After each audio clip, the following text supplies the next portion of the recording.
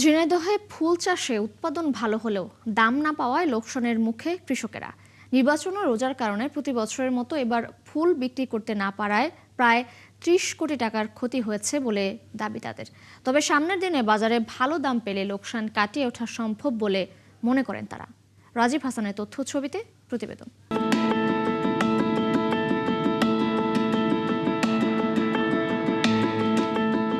ঝিনাইদহের গান্না ইউনিয়ন সহ কালীগঞ্জ, কোটচাঁদপুর ও মহেশপুর উপজেলাতে ফুলের চাষ বেশি হয়।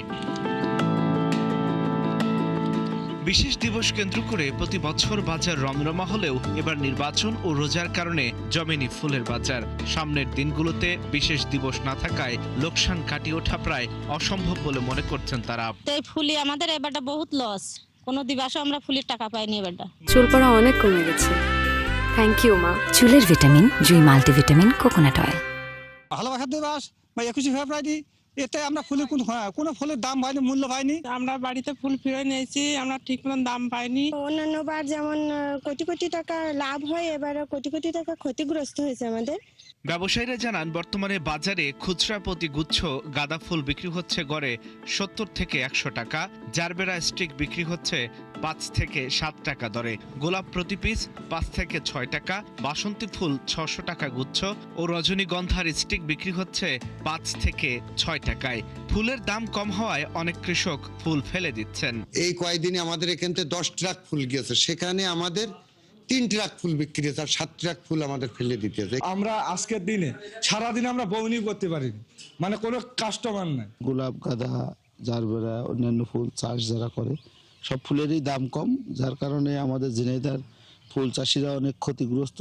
এদিকে কৃষি বিভাগের কর্মকর্তা জানান, বাজারে ফুল আগের তুলনায় কম বিক্রি হলেও কৃষকরা খুব বেশি ক্ষতিগ্রস্ত হবেন না।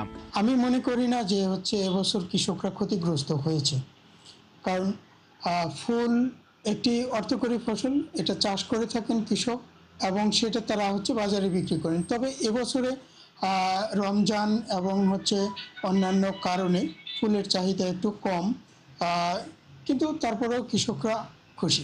ঝিনাইদহে এবার জারবেরা, গাঁদা, রজনীগন্ধা সহ বিভিন্ন ফুলের আবাদ হয়েছে ২৮৬ হেক্টর জমিতে।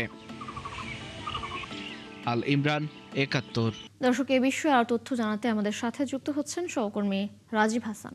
রাজীব, এবার কি পরিমাণ লোকসান হয়েছে ফুল চাষিদের এবং লোকসান কাটিয়ে উঠতে কৃষি সম্প্রসারণ অধিদপ্তর কৃষকদের কোনো সহায়তা দিচ্ছে কিনা জানাবেন। নিশ্চয়ই আপনি জানেন যে দেশের দ্বিতীয় বৃহত্তম ফুলের বাজার ঝিনাইদহ জেলা, এবং এই জেলাতে সবচেয়ে বেশি ফুলের চাষ হয় গাঁদা ফুল, লাল এবং হলুদ কালারের, এবং শত শত কৃষক কিন্তু এই ফুলের চাষের উপরে জীবিকা নির্বাহ করে। আমি এখন ঝিনাইদহ সদর উপজেলার তেঁতুলতলা যে ফুলের যে মাঠ আছে, সে মাঠে আমি অবস্থান করছি। আপনি দেখতে পাচ্ছেন যে এখানে এই যে জমিতে শত শত যে ফুলের স্টিক রয়েছে, কিন্তু কৃষক কিন্তু রাগ অভিমান ক্ষোভে, অর্থাৎ ফুলের দাম বেশি না থাকার কারণে সে কিন্তু ফুল এখান থেকে সংগ্রহ করে বাজারে নিচ্ছে না। কারণ এই বছরে ৭০ থেকে ৮০ টাকা করে ফুলের ঝোপাপতি বিক্রি হচ্ছে, গত বছরে সেটি ছিল ৭০০ থেকে ৮০০ টাকা। আমি কৃষি সম্প্রসারণ অধিদপ্তরের সাথে কথা বলেছি। কৃষি সম্প্রসারণ অধিদপ্তরের পক্ষ থেকে বলা হয়েছে যে কৃষকদের অনেকটা ক্ষতি হয়েছে, ক্ষতির কথা তারা স্বীকার করছেন যে ক্ষতি হয়েছে, এবং সে ক্ষতি পোষানোর জন্য কিন্তু তাদেরকে সহযোগিতার আশ্বাস দিয়েছেন।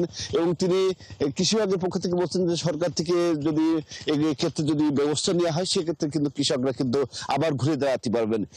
আমি কিন্তু কৃষকদের সাথে কথা বলছি। কৃষকরা যেমনটি জানিয়েছেন যে এই জেলার যেমন গাঁদা ফুলের পাশাপাশি কিন্তু আমাদের রজনীগন্ধা, জারবেরা, লিবিয়া সহ বিভিন্ন জাতের ফুলের চাষ করা হয়। এবং এই গত যে মহান বিজয় দিবস, পয়লা ফাল্গুন এবং ভালোবাসা দিবস, আন্তর্জাতিক মাতৃভাষা দিবস সহ ফুলের কিন্তু দাম কিন্তু একেবারেই নেই বাজারে। এই ঝিনাইদহ ফুল ঢাকা, চট্টগ্রাম, সিলেট সহ বিভিন্ন অঞ্চলে কিন্তু ব্যাপারী ব্যবসায়ীদের মাধ্যমে কিন্তু সেই সব স্থানে পৌঁছানো হয়। কিন্তু জাতীয় অনুষ্ঠানে কিন্তু আমাদের ঝিনাইদহ ফুল চাষিদের মধ্যে কিন্তু একটা ঈদের মতো একটা উৎসব থাকে, জাতীয় দিবসগুলো আসতে পারে। কিন্তু এইবারে যে জাতীয় দিবসগুলো এসেছে, সেগুলো কিন্তু মানে ফুলের চাষি থেকে শুরু করে যারা ব্যবসার সাথে জড়িত, তারা কিন্তু অনেকটা নিঃস্ব হয়েছে, এবং কোটি কোটি প্রায় ৩০ কোটি টাকার ক্ষতি সাধন হয়েছে বলে কৃষকদের পক্ষ থেকে দাবি করা হয়েছে। কৃষকরা বলছেন যে সরকার থেকে যদি সহযোগিতা না করা হয়, সেক্ষেত্রে কিন্তু অনেকে কিন্তু কৃষি এই ফুলের চাষ ছেড়ে দিবেন, ছেড়ে দিয়ে অন্যত্র চাষ করবেন এমনটি মনে করছেন। এবং যারা প্রতি বিঘা প্রতি ৪০ থেকে ৫০ হাজার টাকা কিন্তু 40 থেকে 50,000 টাকা বিঘা প্রতি খরচ হয় এবং সেই খরচ কিন্তু সার সহ এবং তাদের যে রক্ষণাবেক্ষণ করার জন্য যেগুলো স্টাফ থাকে তাদের কিন্তু যে বেতন দেওয়া হয় সেগুলো কিন্তু তারা এবার কিন্তু সেগুলো দিতে পারেনি, যার কারণে কিন্তু লোকসানে ঘানি টানতে হচ্ছে এই ফুল চাষিদের। রাজীব, ধন্যবাদ আপনাকে আমাদের সাথে যুক্ত হবার জন্য। আপনি থাকুন সেখানে। দর্শক, ঝিনাইদহ থেকে ফুল চাষিদের খবরাখবর নিয়ে যুক্ত ছিলেন আমাদের সহকর্মী রাজীব হাসান।